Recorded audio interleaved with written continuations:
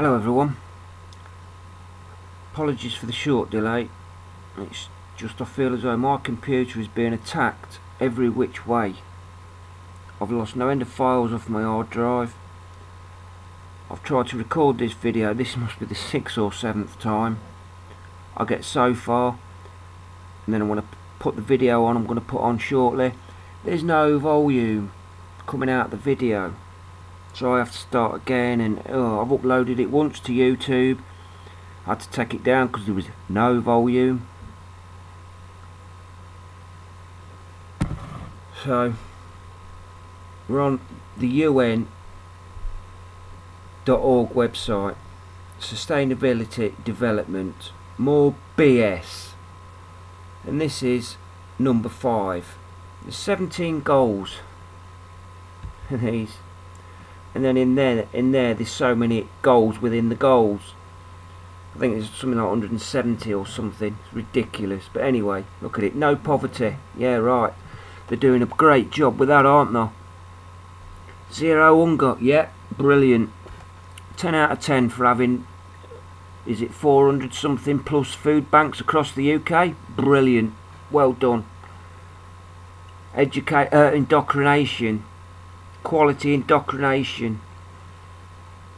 Good health, yeah.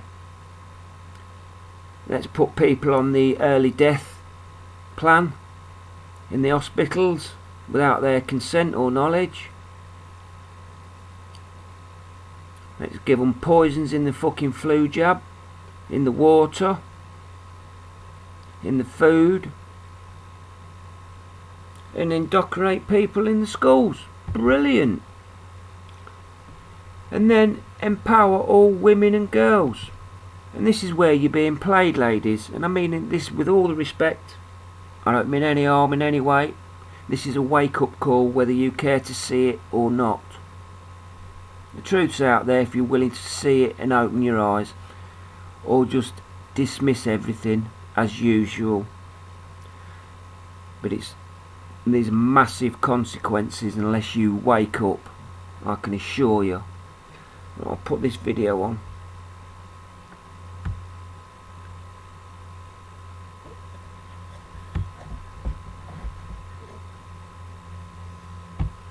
The ultimate goal that these people have in mind is the goal to create a one world government run by the banking industry, run by the bankers, where and they're doing it in sections. The European currency, the euro, and the European Constitution is one part of it. Now they're trying to do it in America with the North American Union, right? And they want to create a new currency called the Amero, right? And the whole agenda is to create a one world government where everybody has an RFID chip implanted in them. All money is to be in those chips, right? There'll be no more cash. And this is getting me straight from Rockefeller himself. This is what they want to accomplish. And all money will be in your chips. And so instead of having cash, anytime you have money in your chip, they can take out whatever they want to take out whenever they want to. If they say you owe us this much money in taxes, they just deduct it out of your chip digitally. Total control. Total control.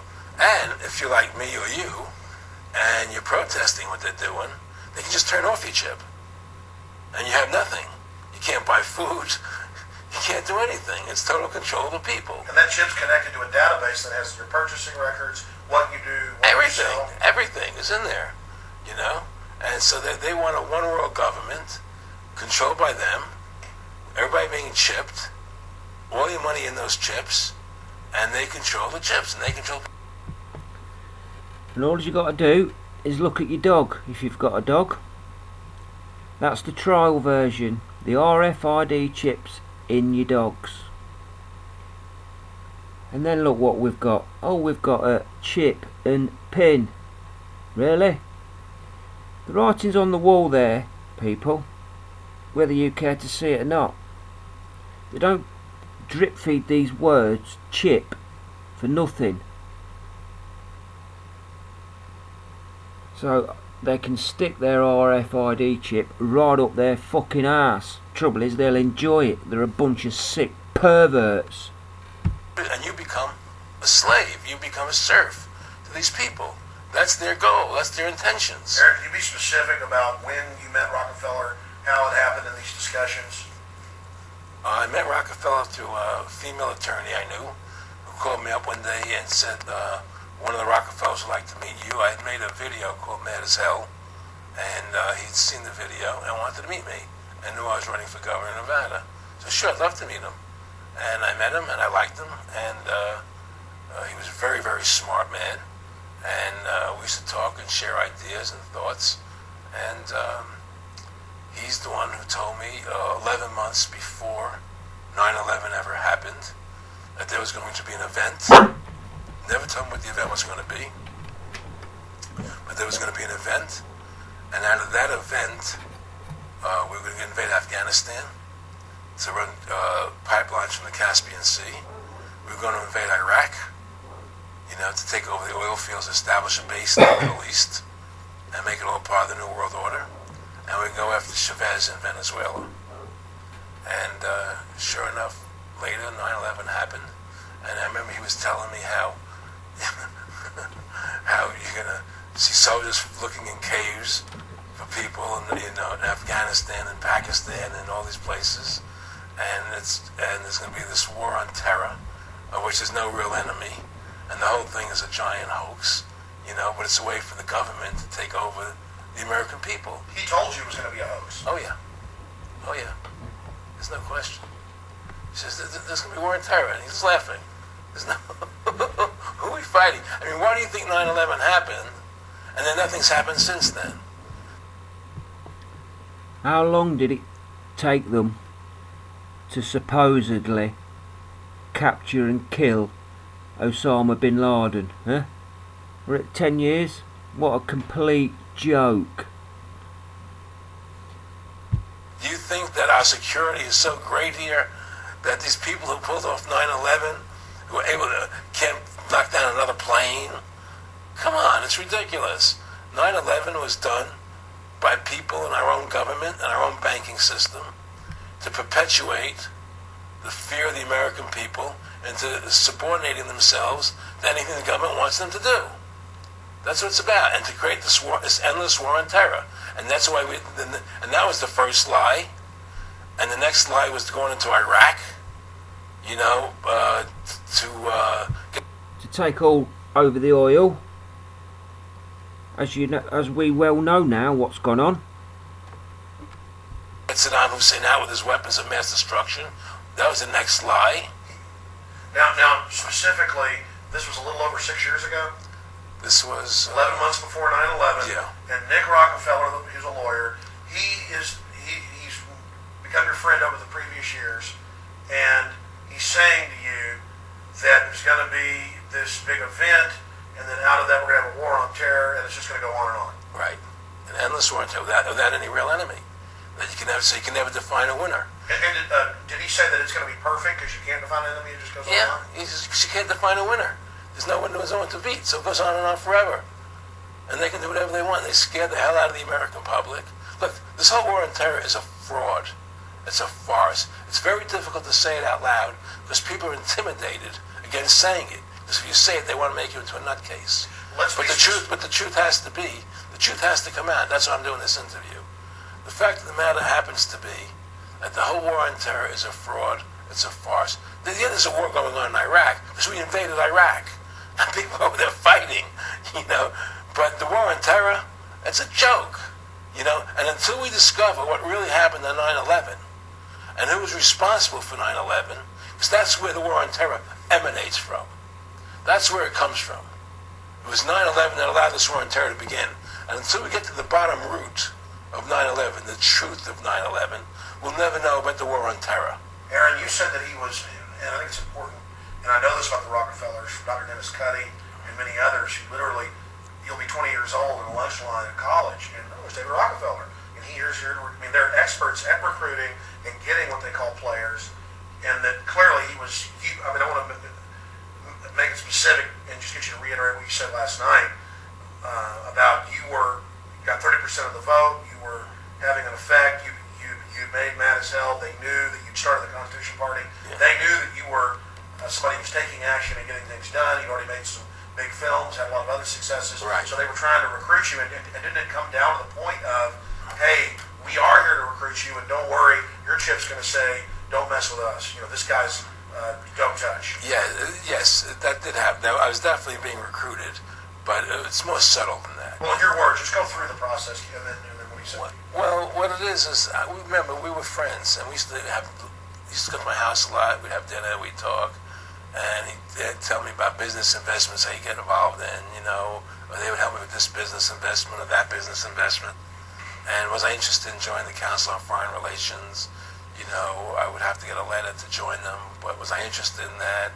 And just stuff, leading you on. And I used to say to him that I never really did that because that wasn't where I was coming from. As much as I like you, Nick, your ways and my ways we're on the opposite side of the fence. I don't believe in enslaving people. And he would come back with, oh, I do. Well, it would be more like, It's better for them. Well, it's more like, how do I put it? It was like, what do you care about them? What do you care about those people? What difference does it make to you? Take care of your own life. Do the best you can for you and your family. What do the rest of the people mean to you? They don't mean anything to you. They're just serfs. They're just people. It was just a lack of caring, and that's just not who I was. It was just sort of like cold, it was just like cold, and I used to say to him, what's the point of all this? You have all the money in the world you need. You have all the power you need. What's the point? What's the end goal? And he said the end goal is to get everybody chipped, to control the whole society, to have the bankers, the elite people, the bankers and some government controlling the world. And I said, do all the people in the Council on Foreign Relations believe this way you do? He said, no. Most of them believe they're doing the right thing. A lot of them believe it's better off being socialistic. We have to convince people that socialism is really capitalism. Because America's becoming a socialist country. It's a communist country today. Well, one of the things they told me was that he was at the house one night, and we were talking, and he started laughing. He said, Aaron, what do you think women's liberation was about? And I said, this bit is for you, women. It tells you exactly what the women's liberation was all about. Equal rights, burn the bra. So I had pretty conventional thinking about it at that point. I said I think it's about women having the right to work, getting equal pay with men, just like they won the right to vote. And he started to laugh. He said, you're an idiot. And I said, why am I an idiot? He said, let me tell you what that was about. We, the Rockefellers, funded that. We funded Women's Lib, and we're the ones who got all over the newspapers and television, the Rockefeller Foundation. He says, and you want to know why? He said, there were two primary reasons. And one reason was we couldn't tax half the population before Women's Lib. And the second reason was, now we get the kids in school at an early age. We can indoctrinate the kids how to think. It breaks up the family. The kids start looking at the state as the family, as the school, as the officials, as their family, not as the parents teaching them. And so those are the two primary reasons for Women's Lib, which I thought up to that point was a noble thing. When I saw their intentions behind it, where they were coming from when they created it, the thought of it, I saw the evil behind what I thought was a noble adventure. Aaron, did you know that Gloria Steinem, in one of her own books, now admits the CIA funded Miss Magazine? No, I had no idea about that. No, I never heard that. Yeah, we're gonna. The CIA funded Miss Magazine. Just going back, that's exactly what's happened. Breakup of the family unit, purposefully, all by design. Funded Miss Magazine with the stated goal of taxing women and breaking up the family. No kidding. I never heard that. Well, Nick told me. I mean, I know it, but not because I know the CIA was involved in it. Well, Gloria Steinem was proud of it. Oh, the CIA wanted to help women. No kidding. So they funded it. Yeah, and of course it's divide and conquer. Right, And of what course. they do is they focus in, obviously, on real problems. Women. And that's what they do. Divide and conquer, time and time again. Everybody's got to wake up and realise exactly what's going on.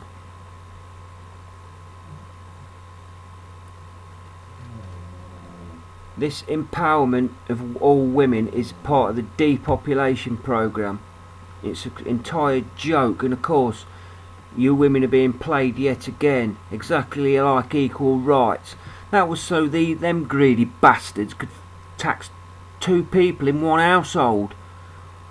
And of course you're out in the streets burning your bras, you stupid idiots.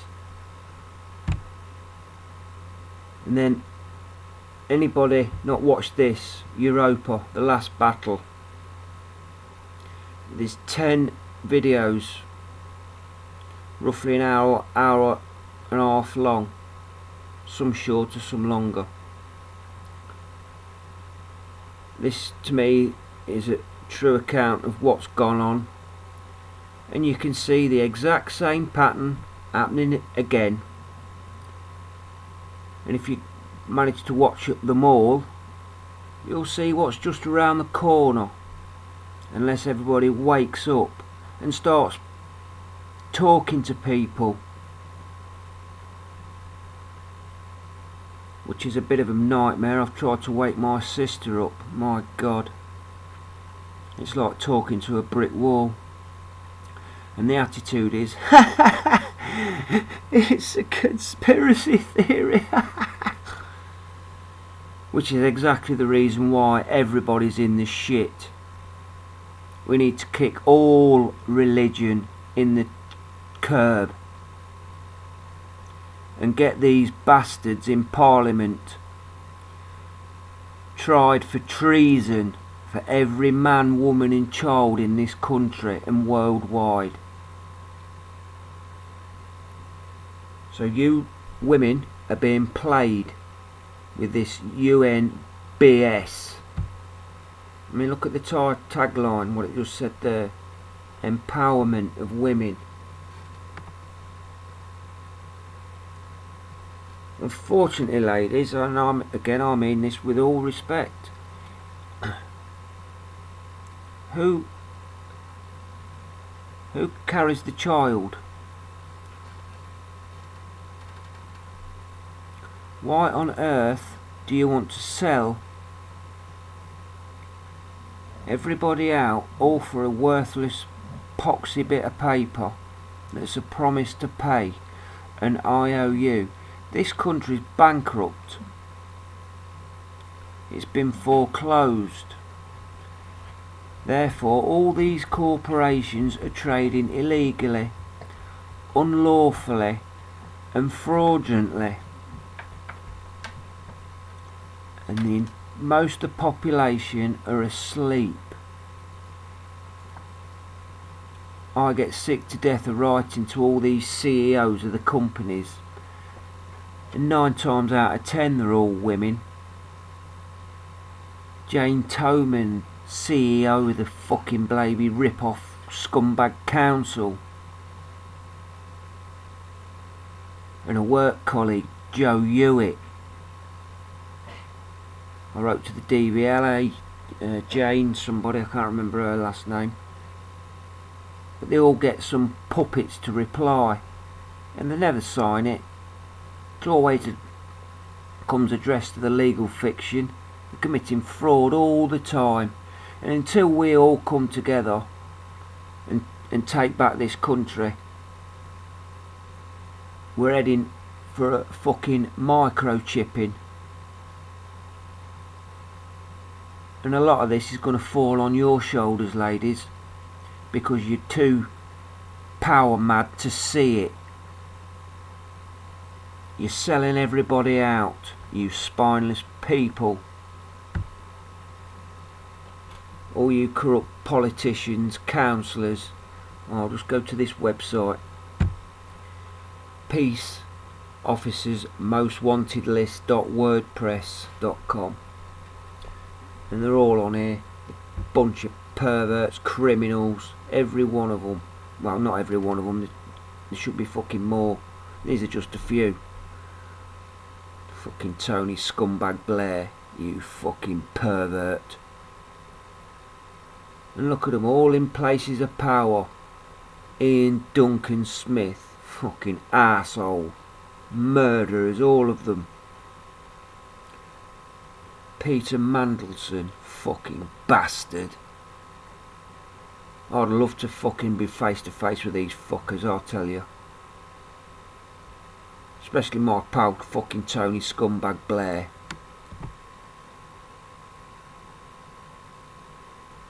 Fucking perverts. And him.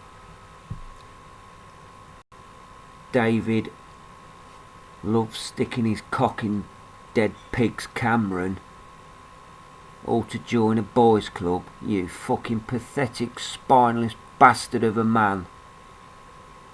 The same with fucking Blair, he's just as bad. So, the truth behind all this is the depopulation, especially of